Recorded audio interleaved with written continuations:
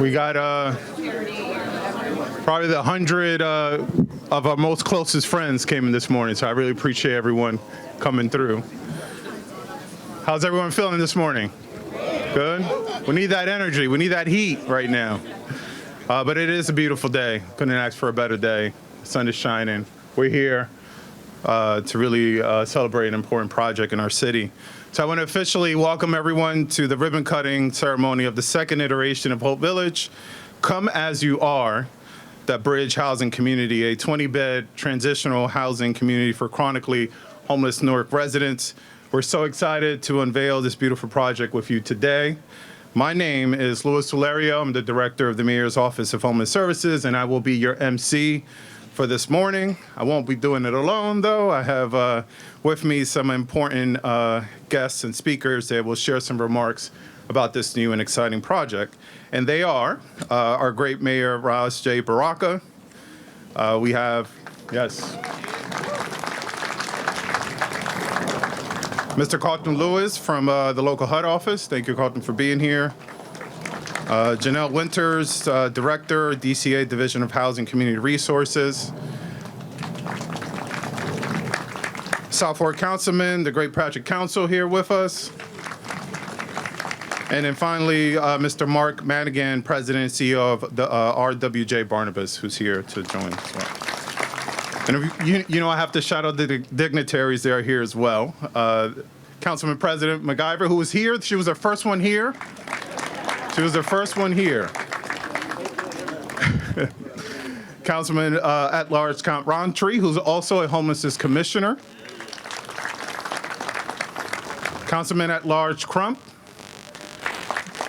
Essex County Commissioner Mr. Wayne Richardson. And of course, the Assemblywoman Tucker, who's been very, very involved in this project since the beginning. Also, just want to shout our homelessness commissioners are here as well, and the leadership of the Newark Housing Authority. We will need you for this project, so don't go too far. No, I'm just kidding. So let's get started. So it's been a long and challenging but beautiful journey to reach this moment. I was speaking to our team on Friday. We were doing our last construction walkthrough, and I said to them that this is actually a great case study in community development. You know, from the community engagement process where we had over a dozen meetings with the Newark residents and stakeholders to discuss the project, to the design process that was improved and enhanced with community feedback, to the challenges we had in navigating and constructing the site itself. But we were met with a lot of challenges, but we knew we had to push forward because of how important this project was to our residents. We also made sure that we raised the standard of transitional housing by offering quality amenities. We added Wi-Fi, internet availability, beautiful artwork throughout the entire site, furnishings, computers, a multi-purpose space for folks to convene, and a park space designed for community connection and programming that you'll see flourish hopefully in the spring. So this project really showcases what can happen when a city comes together to support quality housing for our most vulnerable residents. So we're so proud and excited to welcome you today to this project. There has been many hands and bright minds and big hearts that were involved. I did not do this alone, by the way. I don't know if you guys were assuming that. But there's a lot of people involved. So I just want to give them just a quick shout out, and I'll ask them to raise their hand because I'm not sure where they are right now.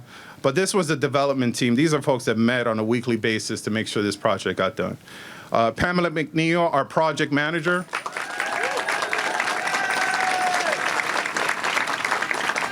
Mr. Joe Campos from the Department of Engineering. Hamlet Development, our construction team, Janie, Ray, and Chris. Mr. John Ferrente here from EP2 Civil Engineering. He was really our mentor throughout this process. He got a lot of information to share. Mr. Stephen Wilder from Think Wilder Architecture. Our secret weapon, Nelson from On It Construction, who did the interior of the units, did an amazing job. And you know, we really didn't just want to just get a security booth. You know, we extra in Newark, right? So we built this and designed and partnered with NJIT to build these two beautiful structures One is the security booth, and this will provide shelter for folks who are also checking in, and we're going to provide some additional spaces here for people to get together. But I want to shout out Erin, Charlie, and the students who designed this entire space here. Project for Empty Space, Rebecca, Jampo, and Mark.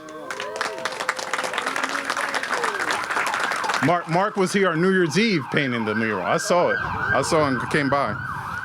Interport, if they're here, they helped us with the multi-purpose room. And community engagement, again, was really important. So I want to shout out the Newark People's Assembly, Andrea and Sarinthia. And Kim Gilchrist, if she's here. I think she's here. And Mr. Jim Policio was not able to attend. He is the chair of the Homelessness Commission, but he did provide funding and expertise to make this project happen as well. And of course, last, UCC and the kids from youth workforce who helped us put this together. Give them a big shout out. Those kids worked so hard to make this happen.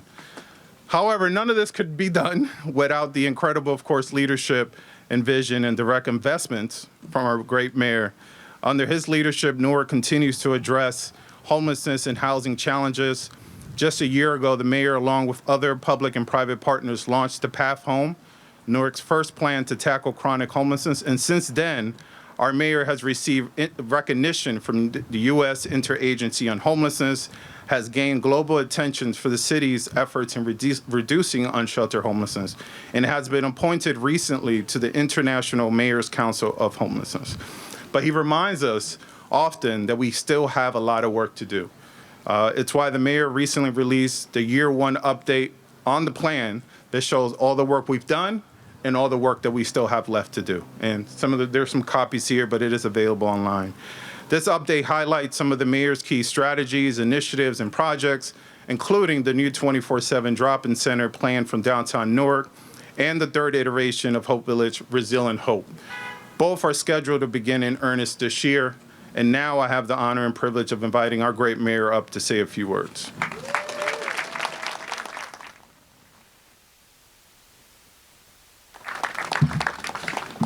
Thank you. I know Louis said he didn't do this alone, but leadership is important. And I think that his commitment and consistency and seriousness on this issue, thoughtfulness, creativity is what allowed this to happen. His ability to put his own ego aside to allow other voices to be heard and be involved in this allows this project to take place.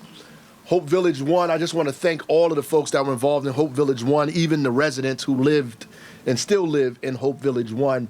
Without their input, without them testing it, without the first iteration, we don't have this one. We're not involved with NJIT. We're not involved with other places without that. So I want to thank the folks. I want to thank the outreach team who went out in the community and spoke to folks who are, I was on an international call with mayors, and the mayors in London call it hard sleeping or rough sleeping, call it rough sleeping. So people who are rough sleeping went out and spoke to the folks on the street to ask them where would they go if they had a place to go that was not a shelter.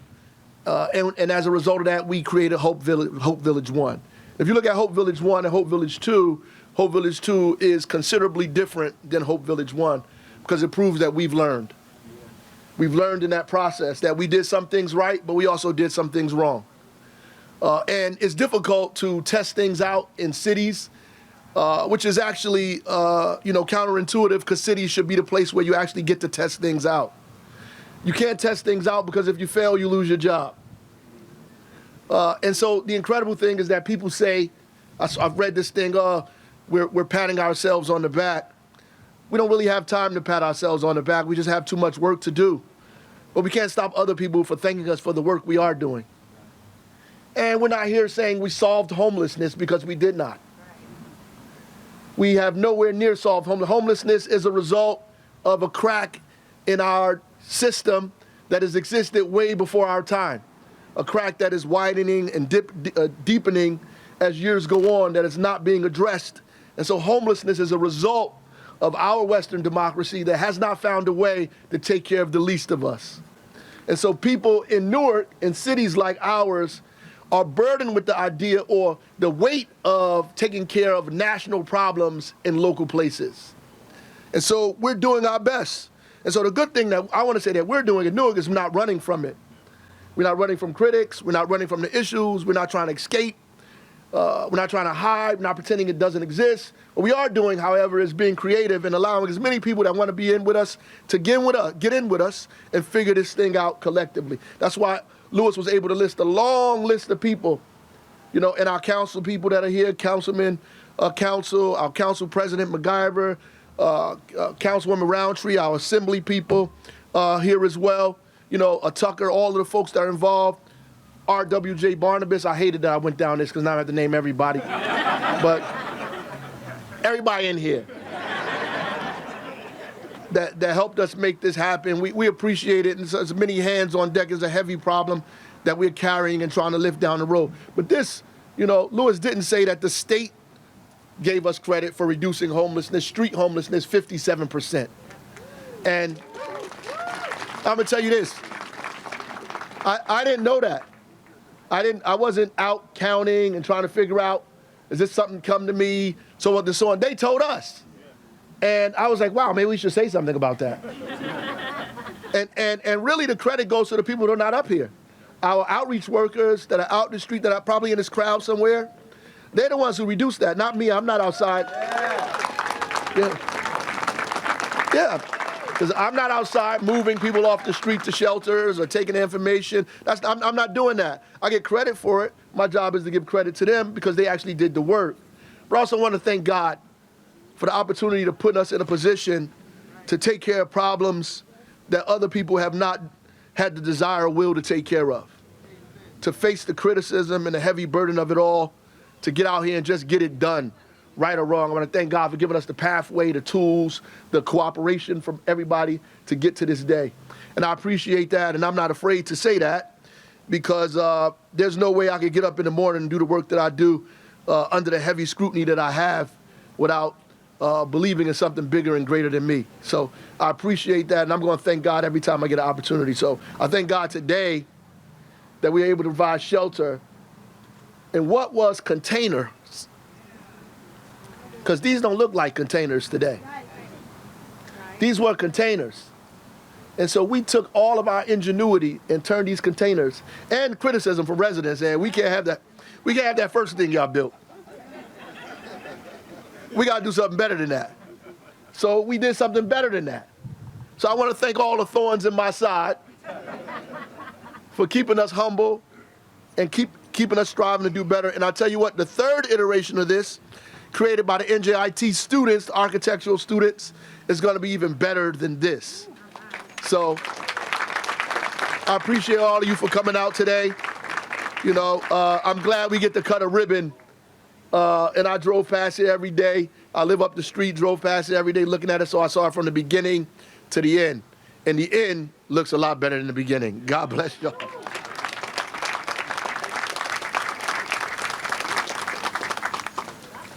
So before I bring the next speaker up, there are more folks that I do want to thank. Of course, the Newark Municipal Council members for supporting this project through the various extensions that we brought before the council. The Business Administration Office and Budget Director Darlene Tate, Deputy Director Ladd and the EHD team for the land, securing the land and the pre-development support. Director Wooden, Project Management Support. Director Adeem, who's here, I saw him for his help with the water infrastructure and also gave us a discount on the water on a monthly bill. So I look forward to that discount. Marcus Randolph, President of Events Newark, Director Sharonda of OIT, Garth of Avatar Tech for supporting and coordinating the internet installation, and of course, Police Director Frajay for his support in securing the site while we did all this great work. Next, I am going to ask Mr. Carlton Lewis from the local Department of Housing Urban Development Office to say a few words. The local HUD office works closely with Newark on homelessness planning to better utilize available federal resources to address homelessness. Their investment in this project was critical to its completion and look forward to partnering on more housing solutions this year. Mr. Lewis.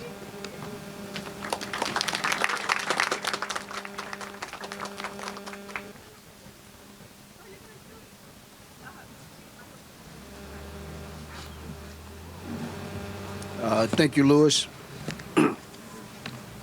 Good morning. Happy New Year. It's a great day in Newark. Lewis has a tendency to put me on right after the best speaker in the city. It's not easy, and it's cold. So I'm going to keep it brief. The city of Newark and HUD have common goals of reducing homelessness by 25% by 2025. Last year, HUD provided the state of New Jersey with over $54 million for 226 projects across the state. This funding assisted individuals and families experiencing homelessness to move into permanent housing, which is all of our goals. Planning to end homelessness takes more than just funds.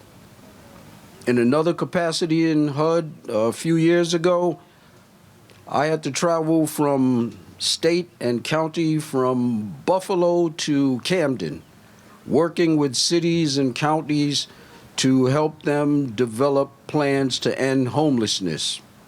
So I know a little bit about what it takes to plan to end homelessness. Number one, and you heard Mayor Baraka say it, takes inspiration. Number two, it takes cooperation. Number three, and Lewis will testify to this, it takes coordination. But the most important thing that I saw from one city to the next, from one county to the next, the most important thing is it takes political will. Like Mayor Baraka said, you know, if you don't get it right, they're pointing at you. And it takes political will. It takes courage to stand up and say, this is what we're going to do, this is how we're going to do it, and we're going to achieve it. And if we don't get it right the first time, we're going to make changes and we're going to make it better every single time. That's what it takes.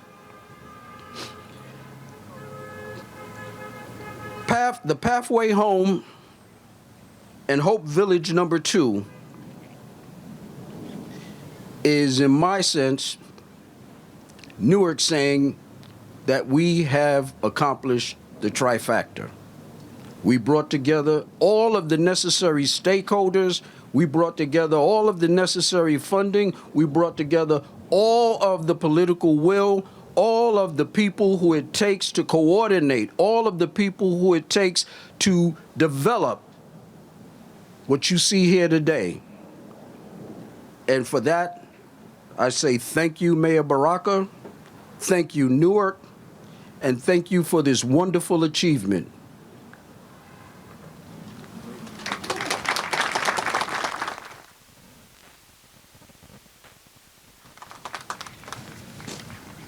Okay, next I'm going to ask Director Winters to join us. Director Winters and the Office of Homelessness Prevention have been important partners in our response to homelessness, from their support with developing our data tools to their commitment and designating thousands of vouchers in the city of Newark. We're grateful for their partnership and look forward to continuing this work in this year.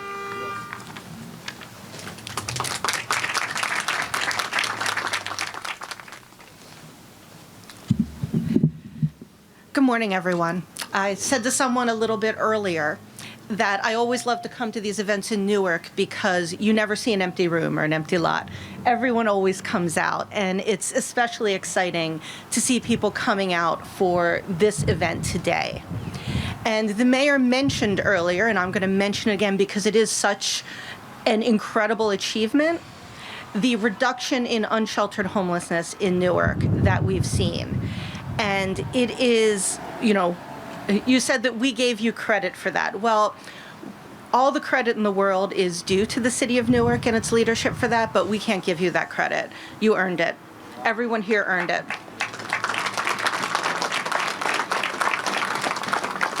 And very early on, our director of our Office of Homelessness Prevention, Dr. Michael Callahan, lifted Newark up and said, there's something really special going on here. We need to support it. We need to do what we can do. And I said, well, what do you want to do? And he said, well, whatever they want. And I said, well, all right.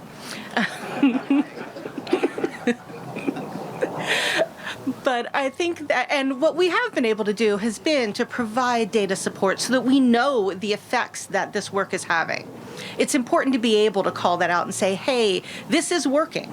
If we keep doing this and we keep doing it better, again, as was mentioned, we learn and we do better, we're really going to be able to address this issue.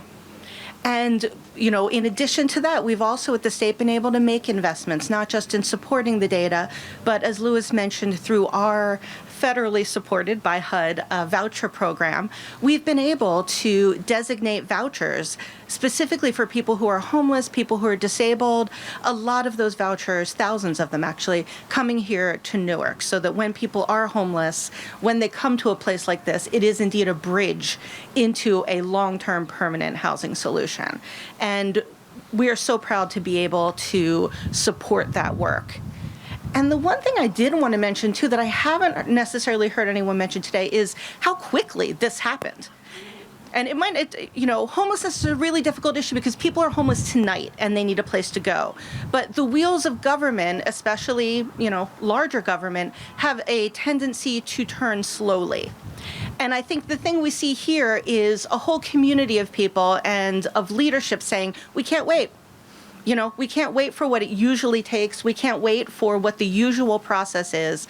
How do we make this happen? How do we get this done as quickly as possible? And I think from all of the people that Louis mentioned working on this, from everything we see what we can do. We can make it happen quickly. We can get people out here and we can make a beautiful, beautiful place for people to live. And just want to express our thanks and the thanks of our commissioner for allowing DCA and the state to be a part of these efforts. Thank you.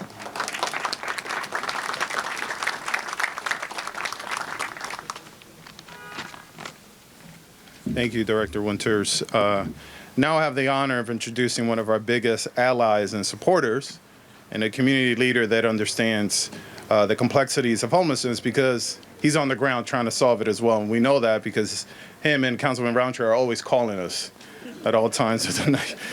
But I would like to welcome Councilman Patrick Council to say a few words.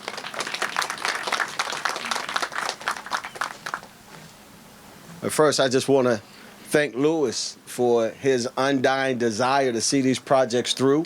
I think we should give him a round of applause.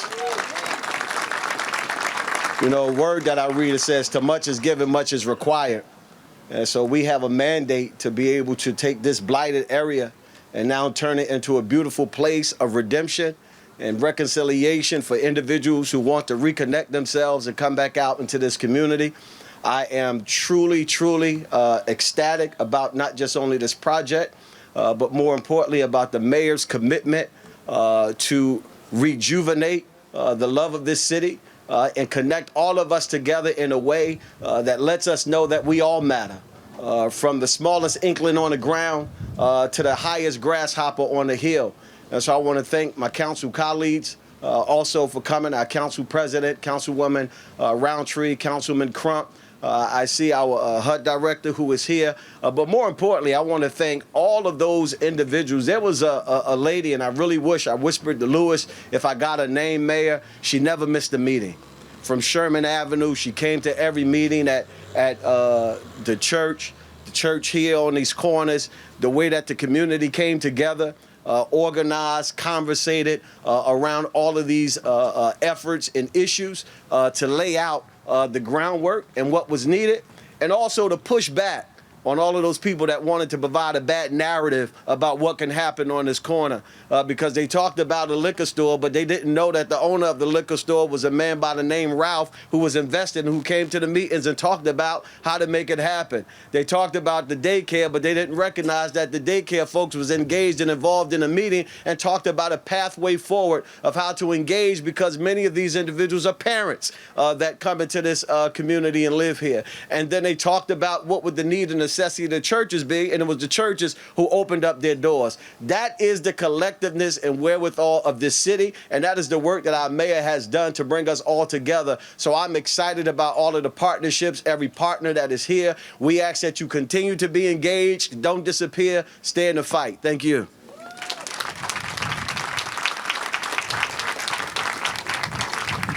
Okay, last speaker I will ask to come up is Mr. Mark Menegan, President and CEO of RWJ Barnabas. One of the mayor's strategies in his plan is to develop better partnership with hospitals and healthcare centers to increase service coordination for residents experiencing homelessness with health needs.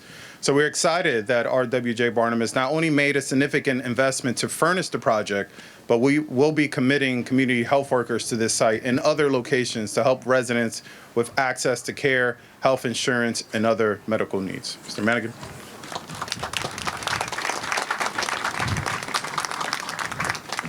Thank you, Louis. I don't know what kind of example as a healthcare provider I'm setting by not wearing a coat or a hat or anything on a day like this. Mayor Baraka, to you and your team, members of the City Council, our partners in state and federal government, I want to commend you all for this project, the dedication that it showed to our most vulnerable, the level of community engagement that you undertook in connection with getting this thing off the ground and bringing it to fruition. And but most of all, it's a commitment to the most vulnerable, right? And I can tell you that's a commitment that my colleagues and I share. At RWJ Barnabas Health, while we are exceedingly proud of the programs and services we offer throughout the state, in particular at Newark Beth Israel Medical Center, you know, programs and services that are sought by folks who could get care anywhere, regionally in the world. What we are most proud of is our commitment to the most vulnerable. Our system is the largest provider of charity care. It's the largest provider of care to the uninsured. It's the largest provider of care to beneficiaries of the Medicaid program by 2 times more than any other provider in the state of New Jersey. So like you, Mr. Mayor, and your colleagues in government, we share that commitment to the most vulnerable. And this project is a pure reflection of that commitment. As we all know, if you are without a home, if you are hungry, if you do not have a job, you're not worried about your health care. And this project addresses all that, and we're proud to be a part of it. And I want to thank you all. It's an incredible day, and we are so pleased to be part of the fabric of this city. We live here, we work here, we invest here. My colleague Darrell Terry, the president and CEO of Newark Beth, is spearheading a $200 million investment in the Newark Beth Israel Medical Center to make sure the folks in Newark get the care they need and deserve. And again, I just want to commend everyone who's been involved in this project, and it's a privilege and honor for RWJ Barnabas Health to be a part of it all. Thank you.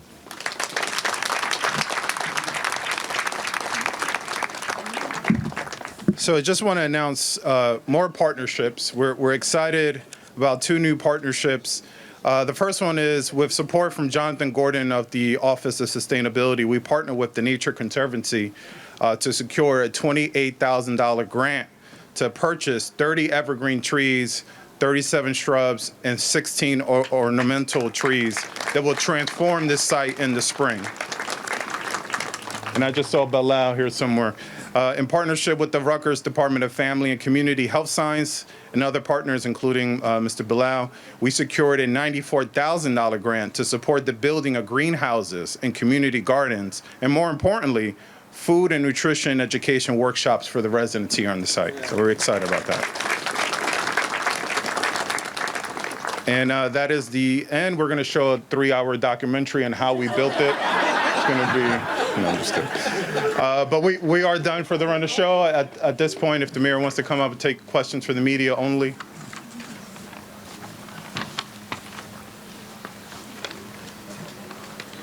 Stay here. Yeah. Thank you. Congratulations to everybody that's here. No questions? Okay. Steve. No, okay. No, I saw him over there. I saw him. Hey, it looks like the mic's not working, so I'll just yell. As I usually. This project here in light of the spectacular decrease in street homelessness that the city registered for the first 10 months of the year, what are those folks? And we know a big part of that was simply because people are being moved indoors. Right. Not necessarily because the overall homeless population is down by anywhere near Right. that much. Right. But at least they're inside, right? Right. So what are the steps? How far away are people sleeping on the street in parks and benches, what have you, from living here, for Right. instance? And what are the steps to get there? For those I'll folks? let Louis answer that. But before I was on a international mayor's homelessness call, and the couple of the mayors from outside of the United States who also are experiencing this problem was very interested in why the debate in America and in some of those places as well is always about whether people should have the right to sleep on the street. And why are we not talking about people having a right to be in a house, right? And we're in this debate about whether people should live in a tent, whether we should allow people to live in a tent, as opposed to whether we should make sure that everybody has a place to live or a home or a roof over their head. And to me, that's the discussion that became more relevant to me because the previous director of homeless services, Sakina Hoyt, made that clear to me that we should not be making people comfortable on the sidewalk. We should be moving them indoors. So I don't want us to take for granted that people are not sleeping on the sidewalk. Because I think in America, we take for granted and we think it's okay for people to be on the sidewalk. Oh, they are right in a tent. And so we provide them food so we can deal with our own conscience, right? So we feel good about ourselves because we're helping people live on the sidewalk while you go to your home. And you don't want to trade places with them. You just want to feel comfortable when you're sleeping in your bed while they're sleeping on a cold street by the Penn Station. So I don't want us to take it for granted that people are being moved from the street inside of a place. And the fact that they don't want to go into places that are available for them to go to because those places are unsanitary, unkept, not healthy, ugly, terrible, not inviting, and dangerous. And so it takes us to create a whole different space for them to say, I want to come up off of the street and move into the place is a victory in and of itself. The next steps that I think Louis will elaborate on clearly and tell you how many people have done that through Hope Village 1 because people have moved, so they're not there permanently. Those people, when they come to that place with their own key and they open up their own door and they walk into their own place, are way better off than they were sleeping on Penn Station sidewalk. And most importantly, the average age of the people, so the folks that are sleeping in Newark are older folks and are four times more likely to be victims of crime than they are to commit crime. So not only are you giving them a warm place to stay that they like, you also are protecting them from people who are inflicting harm upon them simply because they're vulnerable. So I just want us to understand all those complexities and don't want to downplay the work that our outreach team does every single day and night while we're having dinner with our families in our homes. They're outside Thanksgiving and Christmas Eve trying to get people off the street. I think, Steve, I guess the best example is just a few nights ago, the team discovered an encampment of 7 people, right? So they were living in this encampment. And those are the folks that are probably the most traumatized from the shelter system and will opt not to go into a shelter. Although we had a lot of success with the majority of them, that's the way we were able to reduce the number. We know that there's still folks that will not go in. So we have to be innovative. We have to get creative. And this is what this is. This is going to allow us to bring those 7 individuals in. As a matter of fact, the team spoke to them already, and they're willing to come in. And they haven't even seen it yet. We described what it looks like. I could just imagine when they walk in through that gate. So, you know, it's about being creative, innovative, and coming up with new ways to house our individuals. So that's it. Oh. Answer the first question. But again, what's the process? Oh, okay. I'm sorry. Yes. Yes. So there's some folks here already, as a matter of fact, that we've already started engaging them weeks prior to the opening. So we've did focused canvassing throughout the South Ward and the downtown area, starting to engage individuals, letting them know of this new project that's coming online really soon, started collecting their information, adding them to our database, touching base with them while they were outside because they weren't going to come in. So we have that list. We know where they are. As a matter of fact, some of them are here. So those are the folks that eventually will be moving into this site. You want to know how And they is transition to. this a direct leap from Yeah, the to street permanent to? housing. Absolutely. Yes, absolutely. There's not an emergency shelter. Not for those in folks. between. No. I mean, we want them to. Ideally, we want them to be in a shelter, but a lot of them opt out because of their trauma. Well, how many people in the first Hope Village one? Yeah, the first Whole Village one, serves just about as many folks here, and for the 3 years that it has existed, over 50 individuals have transitioned into permanent housing. So it is a place, it is a springboard, right? It's a place for them to start building themselves up and really start. Mr. Manigan mentioned this, right? How can you speak? Your bandwidth is so occupied with trying to survive, like you're not thinking about all these other basic needs. So it's a place for them to stabilize and start that work. So, I can hear you. We can hear you. Go ahead. what's the typical length of stay at Hope Village 1? And also, you discussed that this particular facility is improved. Can you describe the ways this facility is different from Hope Village 1? Yeah. There is no length of stay. We can't, each person has their own story, their own journey, right? So we have to really go by them, right? And that starts in the beginning when we do an assessment and we learn about their challenges and their strengths too. And that's how we start, right? It's housing first. We bring them in and then we start from there. I don't know if you've been to the first site. You should. There's a lot that we added here, right? First of all, there's a lot of community space here for them to come together, socialize and convene and make those connections. The restrooms and the bathroom facilities are actually inside. So these are clusters compared to Hope Village 1 where there were single units. There is, like I mentioned, additional facilities here, inside facilities, back kitchen facilities here as well. There's just so many, improvements that we made in the design. Wi-Fi, I mentioned that before. And plenty of trees that we're going to be adding. So it's just so much that we were able to implement here. And we put the siding on it. See the siding? Yeah, that's it. Yeah, Let's go look at the Hope Village. yeah. We'll give you the address. You can pass by. Check it Yeah. out. It's very obvious. Yeah. Okay, great. So I want to thank everybody for coming out, even the press. We appreciate y'all. Take care. Thank you. 1, 2, 3.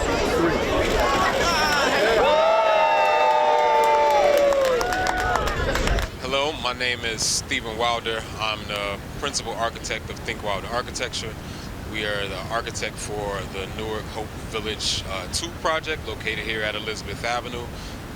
One of the things that really inspired me and motivated me to work on this project is the work of impacting the community. As a firm, that's pretty much what we like to do. So this project fell in our wheelhouse. It was a little challenging working with a unique site which has been blighted for some time now, and so there's challenges that come with that. A unique site, it was very sloped, and so we had to figure out a design that worked that actually created a community within a community and also addressed the needs of the people experiencing homelessness. This was a tremendous day. This is what it's all about. This is Newark Love, coming together with different partners, with our mayor's leadership, with community, with the people that we have the privilege to serve, really making sure that we are addressing critical needs of our community. Grateful that this has finally come to fruition. We've had so many community meetings about if these Hope Villages would be beneficial to the community, and between Hope 1, Hope 2, and Hope 3 that's in the making, I think that the community will definitely know that it's beneficial.